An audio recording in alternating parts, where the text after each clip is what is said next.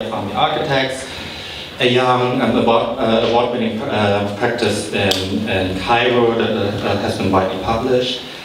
And I think you've recently completed the Delphina Foundation here in London, right, with Octopus or Octopi, yeah. I think, Studio Octopi, sorry.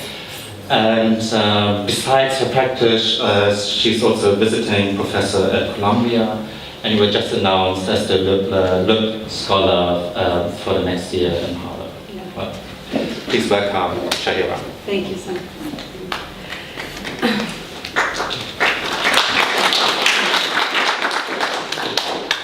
Okay, I was struggling actually with this talk today because like geography, maps, and yesterday at the Tube, the Metro magazine saved me with the Google Maps news.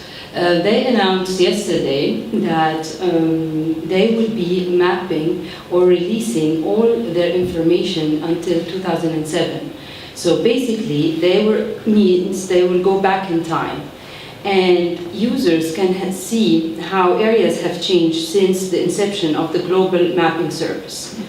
So I was wondering if this can be looked at as if it's an archaeology of the very recent past. Can this tell us or form an assembling for what is coming on in the future? And I was thinking that especially how built environments and are composite of assemblings of structures, spaces, infrastructures, services, technology with a certain capacity to act and interact with their surroundings.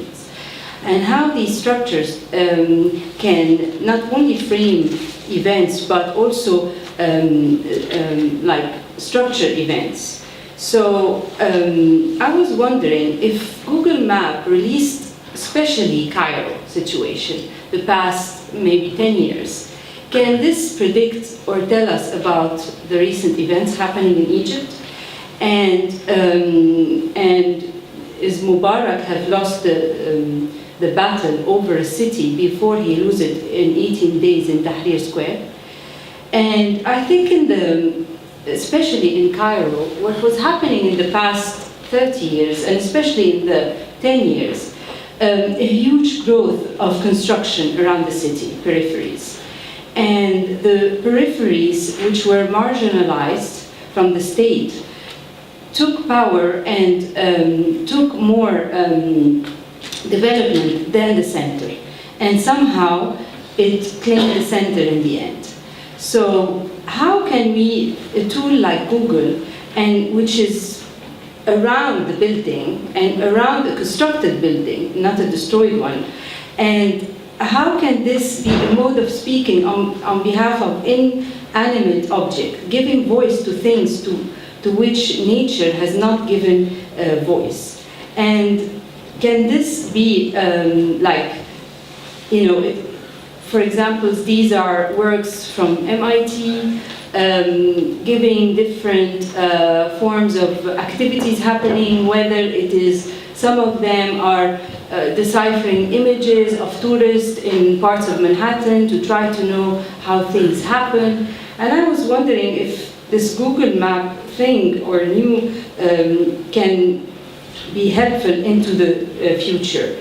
And I will quote here Eyal Weizman in his book from Forensic Architecture, where he claims that architecture has become the pathology of this era.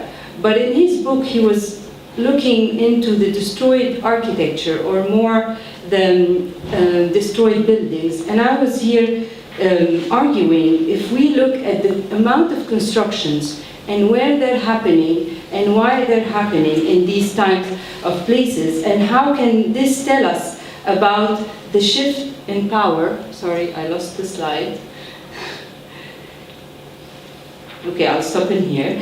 And how this can tell us about the shifts, the conflicts, the power struggles, debates, and that happens within societies. And can this tell us about when another revolution is happening, or when is the shift happening from a city to the other? And I will stop here.